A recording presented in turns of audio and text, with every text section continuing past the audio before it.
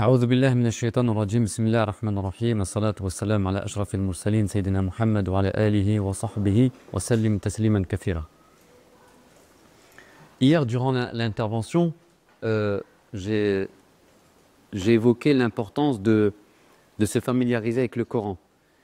Et j'ai rappelé la nécessité pour celui qui veut cheminer, pour celui qui veut avancer, d'avoir un rapport régulier ou une fréquentation régulière de la parole d'Allah subhanahu wa ta'ala. Donc aujourd'hui, on va se contenter de toucher un petit mot sur le Coran et la place qu'il doit occuper dans la vie du croyant à travers un certain nombre de versets. Vous allez voir, très importants, des versets qui vont interpeller notre cœur, notre intelligence sur notre attitude vis-à-vis de la parole d'Allah subhanahu wa ta'ala.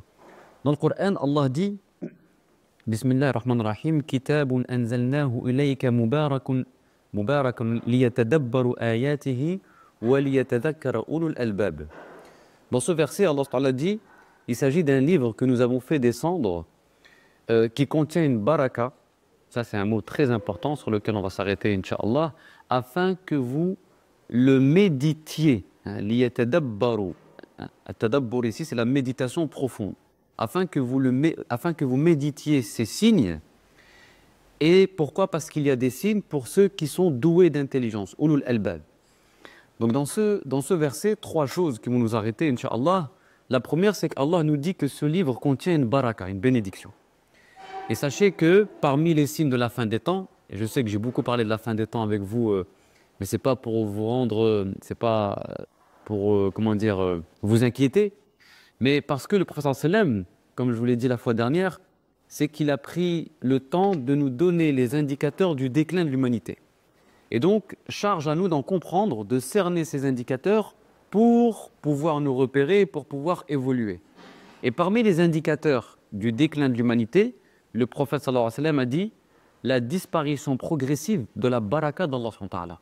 C'est-à-dire qu'il y aura de moins en moins de baraka sur terre et les personnes vont souffrir au fur et à mesure que le temps passe d'un manque cruel de baraka. Et une vie sans baraka, c'est une vie pauvre.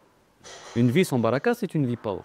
C'est pourquoi le croyant, s'il veut connaître l'épanouissement personnel, l'épanouissement, que ce soit dans sa vie familiale, dans sa vie professionnelle, dans sa vie de manière générale, il doit employer tous les moyens pour jouir de cette bénédiction d'Allah Ta'ala. Et c'est très important d'avoir de la baraka parce qu'en fait, tout le secret du bonheur sur terre est contenu dans la baraka. Parfois, plutôt que de chercher à gagner plus, à travailler plus pour avoir une meilleure stabilité matérielle, un meilleur confort matériel, il suffit simplement de chercher la baraka d'Allah et cette baraka, eh bien, elle va opérer mystérieusement dans le peu de biens que tu possèdes ou dans le salaire que tu as et cette baraka-là qui va élargir ou qui va te permettre d'avoir un meilleur confort. Donc parfois, on fait un mauvais calcul. On pense que je veux avoir un meilleur confort, il faut que je travaille plus. Non. Il faut que tu demandes plus de baraka dans ce que tu possèdes, dans ce que tu es. Et le croyant a accès à plusieurs sources de baraka. Il y a plusieurs sources de baraka.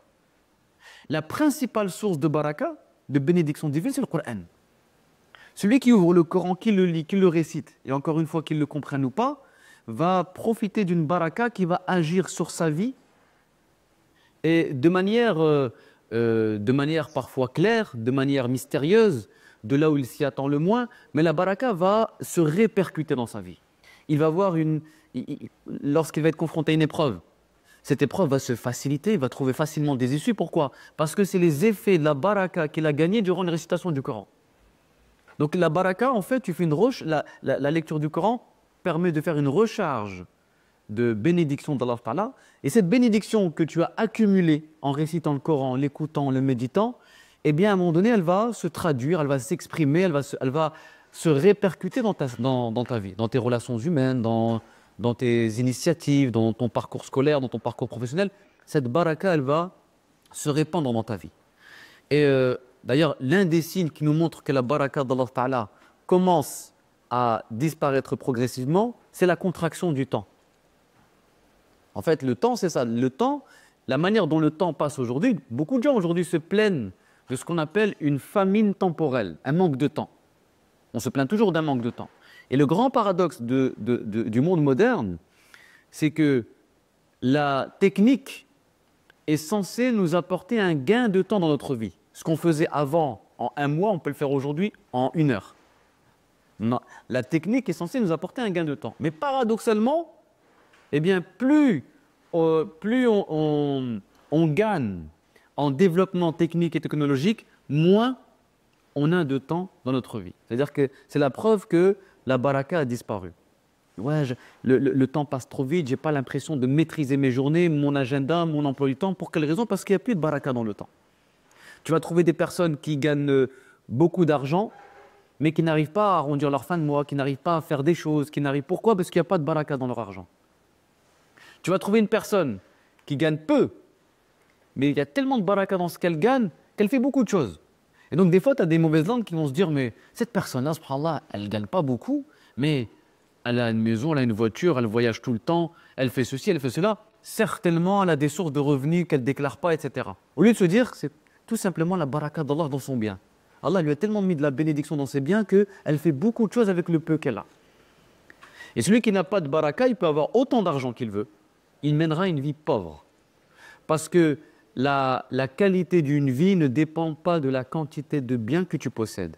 Elle dépend du poids de la baraka qu'il y a dans ta vie, qui se répercute dans ta vie, de la bénédiction d'Allah subhanahu wa ta'ala. Et le Coran ici nous dit que le livre d'Allah, c'est une source de bénédiction. Il faut le lire. Le prophète dit dans un hadith, ne faites pas de vos maisons des tombeaux. Et qu'est-ce qu'une maison, qu'est-ce que cela signifie? En fait, il va préciser ensuite que c'est une maison où on ne récite pas le Coran. Donc le prophète dit, une maison où on ne récite pas le Coran ressemble à un cimetière. On a affaire à, en fait, c'est des morts vivants qui sont à l'intérieur. Donc une maison où on ne récite pas le Coran, c'est un cimetière, nous dit le prophète. Et la comparaison, elle est très très forte. Hein. Si elle est frappante, elle nous saisit. Ça, c'est la première des choses. La deuxième des choses, c'est qu'Allah subhanahu wa ta'ala nous dit, dans ce verset, il dit, ce livre, nous l'avons fait descendre liyatadabbaru ayatihi, pour qu'il médite ses signes. Et ça, c'est très important, je le souligne. C'est-à-dire que le Coran, c'est pas un livre comme les autres. Ce livre, il est venu faire appel à l'homme dans son intégralité pour qu'il puisse le méditer. Ça veut dire quoi l'homme dans son intégralité? C'est-à-dire que la parole d'Allah convoque toutes les facultés de l'homme. Je ne peux pas lire qu'avec ma tête. Si je le lis qu'avec ma tête, il y a beaucoup de choses qui vont me perturber. Je dois le lire avec ma tête, avec mon imagination, avec mon cœur, avec toutes les facultés que dispose l'être humain doivent se mobiliser pour entrer en matière avec le Coran. Et c'est comme ça qu'il va réussir à dégager les signes. Ayatihi. Donc ce Coran, Allah subhanahu wa ta'ala, nous a mis beaucoup de signes. Donc d'ailleurs, ayah, vous le savez, ça veut dire signe. Hein? Quand on traduit ayah par verset, en fait verset, c'est une notion biblique. On parle de verset de la Bible en vérité. Mais ayah dans le Coran, c'est les signes de Dieu. Chaque lettre est un signe d'Allah ta'ala. Chaque lettre, chaque voyelle respire le souffle d'Allah ta'ala. Dans chaque lettre, il y a le souffle de Dieu. Et comme je vous l'ai dit la fois dernière, quand j'ouvre le Coran, je respire de l'air frais qui dilate ma poitrine. Donc, liyatadabbaru ayatihi, le Coran, il est là pour qu'on le médite. Et c'est quoi méditer le Coran? En fait, le Coran, il a employé plusieurs méthodes pour édifier la personnalité du croyant. Il emploie, par exemple, des récits, des histoires, des paraboles, des injonctions. Parfois, il y a « tu dois faire ceci, tu ne dois pas faire cela ». Il emploie différentes méthodes pour éduquer la personnalité du croyant. Pourquoi? Parce que les êtres humains sont pluriels. Et chacun va se retrouver dans telle ou telle méthode. Certains sont plus sensibles aux histoires, d'autres aux paraboles, d'autres à la spéculation intellectuelle. Parce que même dans le Coran, il y a des versets et des passages qui font appel vraiment à de la spéculation intellectuelle. D'autres seront plus sensibles aux injonctions. Il faut lui dire faire ci, faire ça.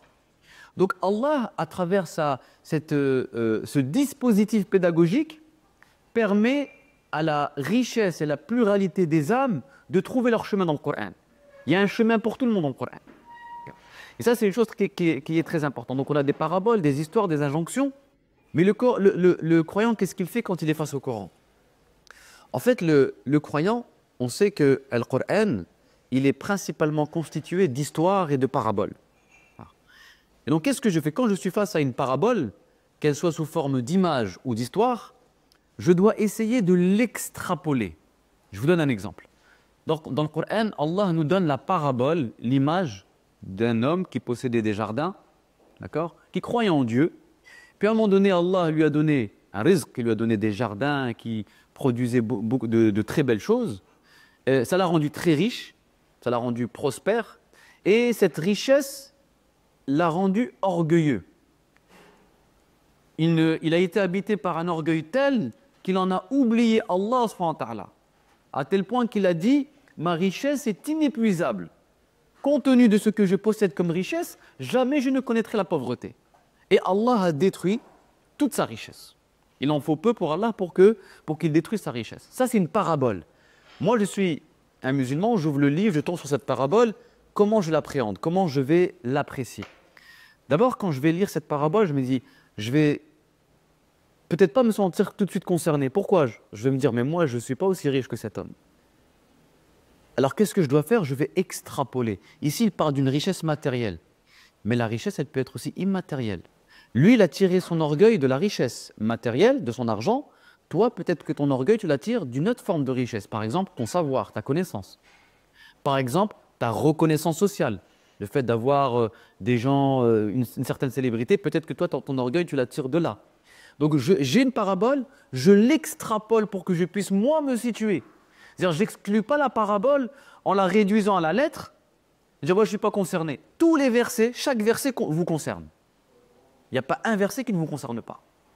C'est à moi de toujours élargir l'horizon, la perspective. Ensuite, j'essaie de moi me situer par rapport à cette parole et je la mets en application. Ah, lui, il attire de la richesse. Certainement, moi, mon orgueil, je l'attire d'autre chose. Je l'attire d'un pouvoir que je possède, je sais pas moi, d'un bien que je possède, d'un savoir que je possède. Donc, c'est là que je dois travailler.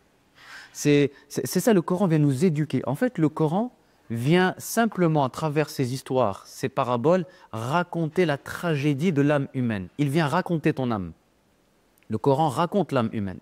Et le Coran, c'est ton miroir et qui reflète toute la perplexité de ton âme. Donc ça, c'est une chose qui est très importante. Donc c'est comme ça qu'on aborde le Coran. Il faut parler le Coran parce que chaque verset contient quelque chose qui me parle. Et qui me parle directement.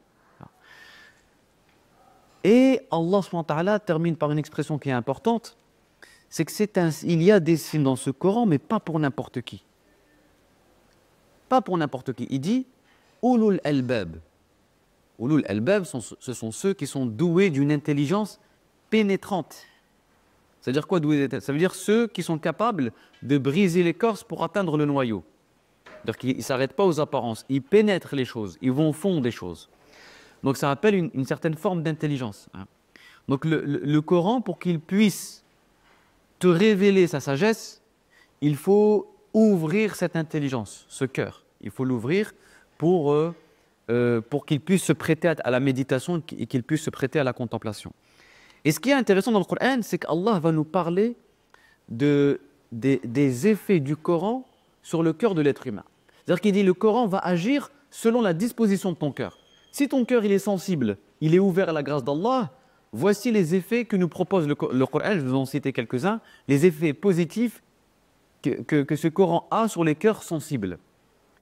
Il dit par exemple, il dit dans un verset, إِذَا يُتْلَى عَلَيْهِمْ يَخِرُّونَ لِلْأَذْقَانِ سُجَّدًا. Qu'est-ce que ça veut dire? Il dit quand le Coran leur est récité, ils tombent prosternés, le menton contre la terre. Ça, c'est un des effets du Coran sur un cœur sensible.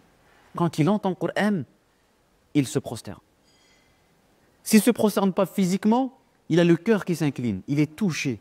En fait, il y a une forme d'humilité qui le prend. Il y a une forme de servitude intérieure qui le prend. Et tout de suite, ça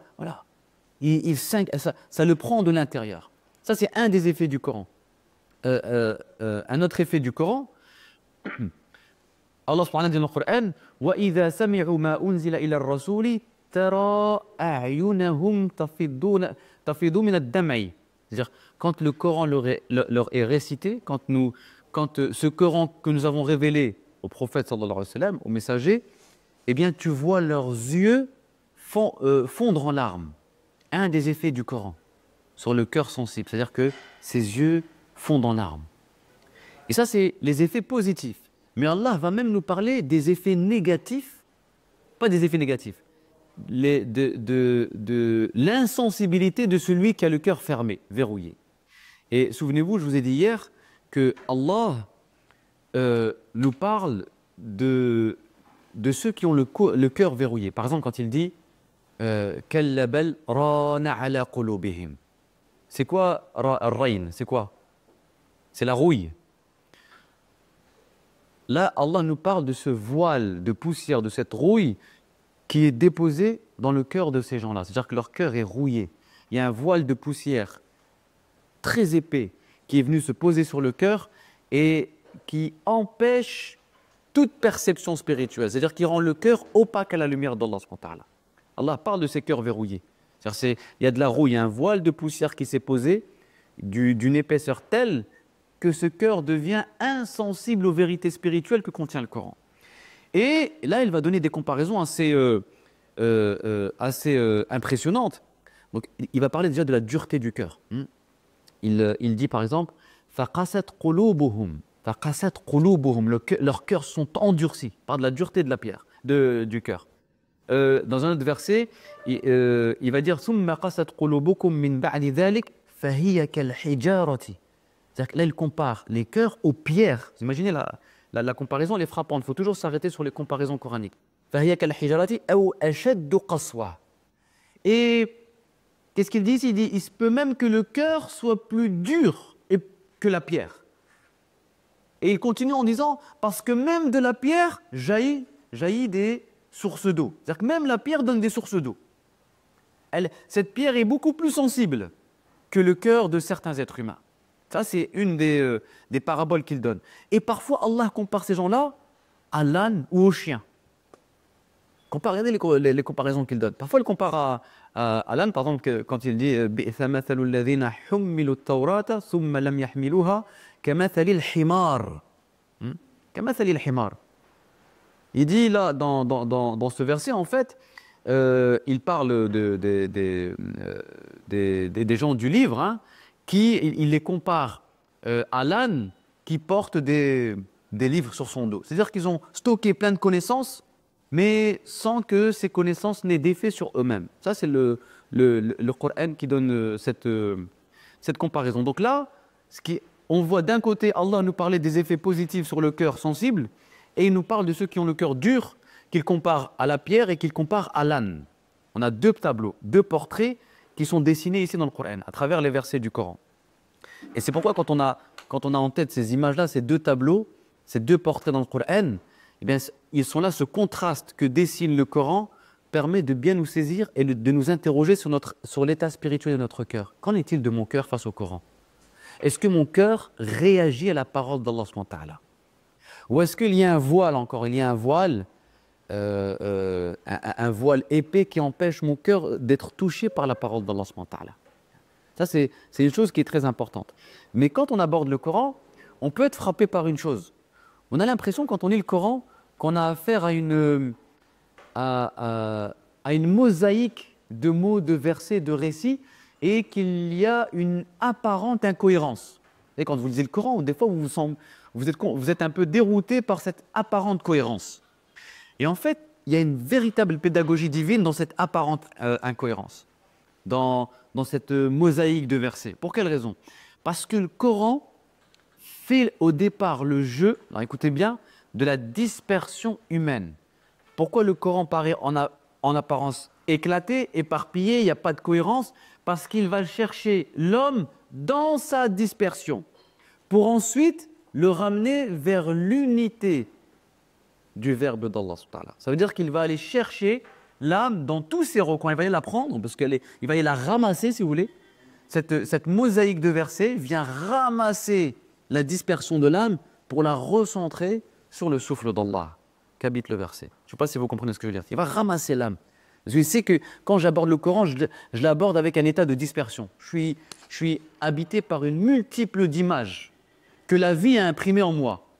Ces images, mon travail, les épreuves, les problèmes, les ceci, les cela. Toutes ces images de la vie sont imprimées en moi. Donc quand j'entre en matière avec le Coran, j'entre avec cette dispersion, avec cette multiplicité d'images imprimées dans ma conscience. Et donc Allah va venir te chercher dans cette dispersion.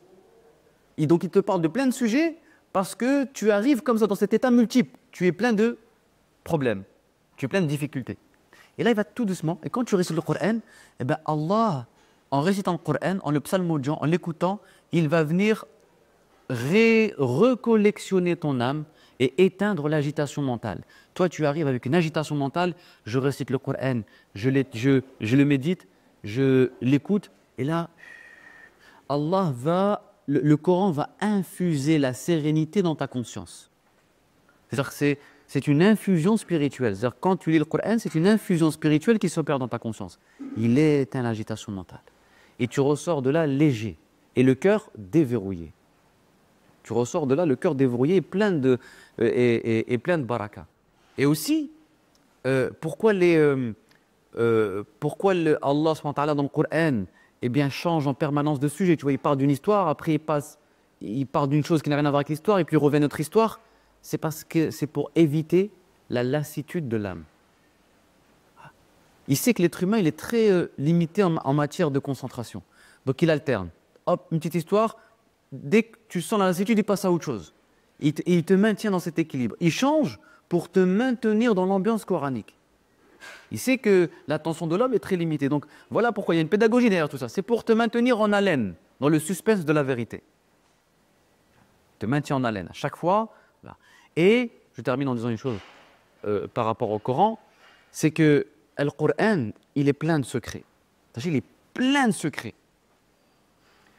Mais il révèle ses secrets uniquement à celui qui est parvenu à entrer en intimité avec lui. C'est l'intimité qui permet de faire émerger les secrets. Ça, c'est même dans la vie de tous les jours. Vous ne révélez vos secrets qu'aux gens intimes.